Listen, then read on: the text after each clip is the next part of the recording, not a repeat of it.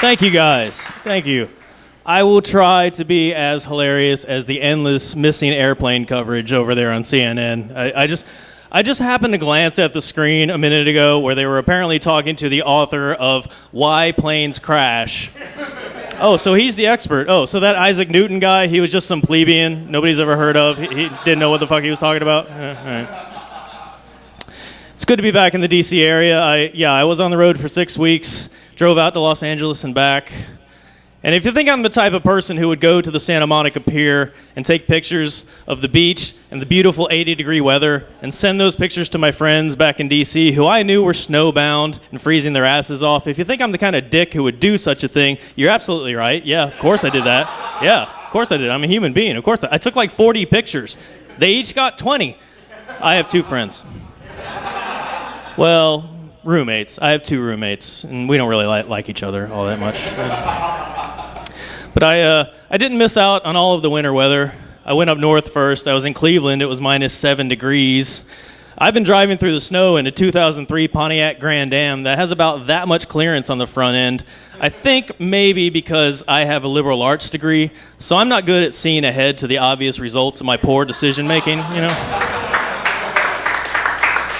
I almost died driving through Missouri in a blizzard, and then the next day I almost died driving through Kansas. The weather was fine. I just hadn't mentally prepared myself for the infinite nothing that is Kansas, and I contemplated suicide many times that day. That is the worst drive in the entire world, because the state of Kansas has the ability to somehow defy the curvature of the earth, and you can actually see your exit the entire time you're on the road. But it never seems to get any closer. And then I look in the rear view, I could see my buddy in Kansas City still waving goodbye. Like, am I in a Mobius loop? What is going on? I got stuck in the Rockies for 2 days. My car started overheating. I had to stop and get a new radiator. Couldn't really blame the car for overheating because I was overheating. By then, I was 2 weeks into a steady road diet of 7-Eleven coffee and McChickens. I had forgotten what a solid bowel movement was supposed to feel like by then. And the only hotel in the area cost $180 a night. That was a little outside of my hotel budget, which was zero. I had allocated 0 funds for hotels, but it was a very nice room. And for $180, I was determined to utilize every part of the room like an Apache with a buffalo carcass. So I walked in, turned on all the lights, I cranked up the heat, took off all my clothes. You're damn right I'm going to be naked the entire time I'm in that room. For $180? Yeah, I'm going to be naked the whole time. No sign on the door either. Come on in. You deal with it. Turned on the TV, put it on HBO. I turned on the other TV, put it on another HBO. I don't know why they had 2 TVs in the room. I was just using them. They put them there. I wasn't even watching them. I was watching porn on my phone using the hotel Wi-Fi and the hand lotion they provided. I got my $180 worth in the first 10 minutes I was in that room.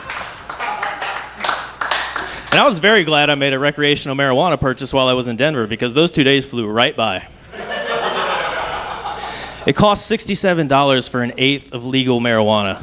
I thought that was a bit steep. I don't know about you guys. I thought $67 is, well, okay. It was actually $62 after the pothead behind the counter miscounted my change. He gave me too much money back, which I'm guessing is not going to be an isolated occurrence. They should maybe let the kids with Adderall handle the finances, or they're not going to get that big tax windfall they're expecting. And on the way back, I went south. I drove through Arizona and New Mexico on the historic Route 66. And that song even came on the radio as I was driving. Do you know that song, that Get Your Kicks on Route 66? You know that song? Yeah. Do you know what that song is about? Yeah.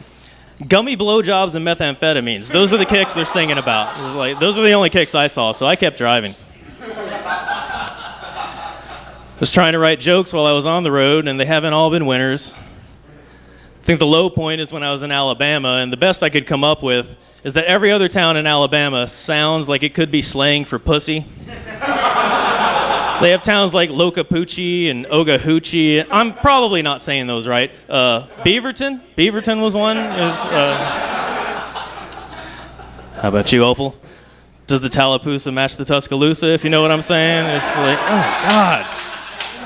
Oh, it hurts the pancreas when I say that. Oh. Driving through the South, of course, you get to see all the great religious billboards.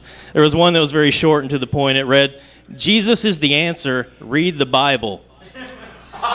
Now, it just so happens I've read the Bible, so I know that Jesus doesn't even show up until way towards the end. So that's just irresponsible advertising. That's like telling someone they should read The Lord of the Rings because the eagles are the answer. The eagles show up right at the very end. Do you remember that scene when Jesus swooped in to save Frodo from the lava right at the very end? Yeah. Glad you guys are into that.